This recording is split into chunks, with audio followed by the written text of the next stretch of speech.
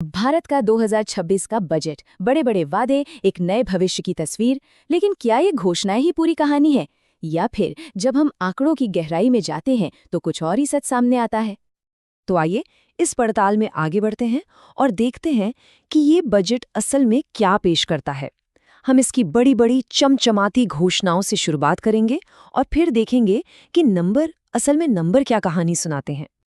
तो चलिए सबसे पहले उन बड़ी आकर्षक परियोजनाओं पर नजर डालते हैं जिन्होंने खूब सुर्खियां बटोरी।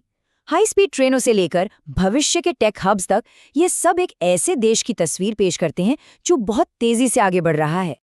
हाँ, तो बजट में महत्वाकांक्षी प्रोजेक्ट्स की कोई कमी नहीं थी।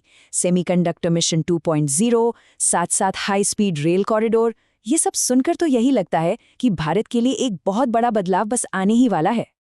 लेकिन सवाल ये उठता है, क्या बजट सिर्फ इन बड़ी बड़ी घोषणाओं का नाम है, या असली कहानी तो आंकड़ों में छिपी होती है? क्योंकि जैसा हम देखेंगे, सुर्खियां हमेशा पूरी कहानी नहीं बताती। जब हम जरा करीब से देखते हैं तो एक बिल्कुल अलग ही तस्वीर सामने आने लगती है। तो अब चलिए बात करते हैं आम इंसान की, यानी करदाता की, जो हर बजट का एक अहम हिस्सा होता है। आखिर उनके लिए इस बजट में क्या था?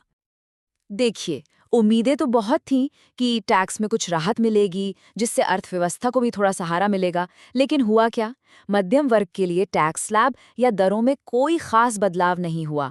तो मतलब ये एक तरह से बहुत सारी उम्मीदों और बहुत कम राहत वाला मामला बन गया। तो राहत मिलना तो दूर, कुछ मामलों में तो टैक्स का बोझ और बढ़ गया। जैसे वायदा कारोबार, मतलब फ्यूचर्स ट्रेडिंग, उस पर लगने वाला टैक्स, सिक्योरिटीज ट्रांजैक्शन टैक्स या एसटीटी, सीधे 150% बढ़ गया। ये एक बहुत बड़ी छलांग है और इसका सीधा असर शेयर बाजार के निवेशकों पर पड़ा। इस पूरी तस्वीर को और बेहतर समझने के लिए हमें ये देखना होगा कि सरकार के पास पैसा आता कहाँ से है और फिर वो जाता कहाँ है। अब इस चार्ट में जो बात सबसे ज्यादा ध्यान खींचती है वो ये है कि व्यक्तिगत आयकर और जीएसटी, इन दोनों को मिलाकर जो हिस्सा बनता है वो कॉर्पोरेट टैक्स से कहीं ज्यादा है। इसका सीधा सा मतलब ये है कि सरकार की कमाई का एक बहुत बड़ा हिस्सा आम लोगों की जेब से आ रहा है। और ये कोई एक साल की बात नहीं है। इस स्रोत के मुताबिक पिछले कुछ सालों में एक बड़ा बदलाव देखने को मिला है। टैक्स का बोझ धीरे धीरे बड़ी बड़ी कंपनियों से हटकर आम करदाताओं पर आता जा रहा है। ये एक ऐसा ट्रेंड है जो इस बात पर सवाल खड़े करता है कि टैक्स का भार असल में कौन उठा रहा है। और जब बात आती है कि पैसा जाता कहाँ है, तो देखिए, बजट का एक बड़ा हिस्सा तो पहले से ही तय खर्चों में चला जाता है।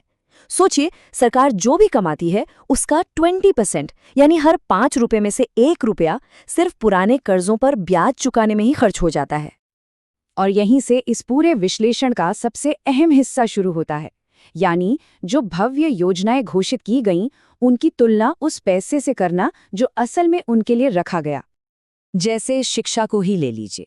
नई शिक्षा नीति NEP 2020 कहती है कि जीडीपी का 6% शिक्षा पर खर्च होना चाहिए। ये सरकार की अपनी सिफारिश है।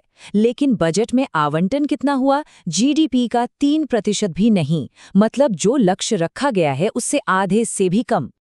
और बिल्कुल यही कहानी हमें स्वास्थ्य सेवा में भी देखने को मिलती है। विश्व स्वास्थ्य संगठन यानी WHO की सिफारिश है 5% की, और भारत का वास्तविक खर्च 2% के आसपास अटका हुआ है। मतलब सिफारिश से आधे से भी कम। अब ये देखिए, ये थोड़ा चौंकाने वाला है। शहरी विकास, यानी हमारे शहरों में पानी, सीवेज और ट्रांसपोर्ट जैसे जरूरी कामों के लिए जो बजट था, उसमें पिछले साल के मुकाबले कटौती कर दी गई। सवाल यह है कि ऐसा क्यों? जब हमारे शहरों को पहले से कहीं ज्यादा निवेश की जरूरत है, तो ये कटौती क्या संकेत देती है? और ये आंकड़ा तो वाकई में चौंकाने वाला है। प्रदूषण नियंत्रण के लिए जो पैसा आवंटित किया गया और जो असल में खर्च हुआ, उसके बीच जमीन आसमान का फर्क है। आवंटित राशि का 2% से भी कम इस्तेमाल किया गया। सोचिए, इसके हमारे पर्यावरण पर कितने गंभीर परिणाम हो सकते हैं।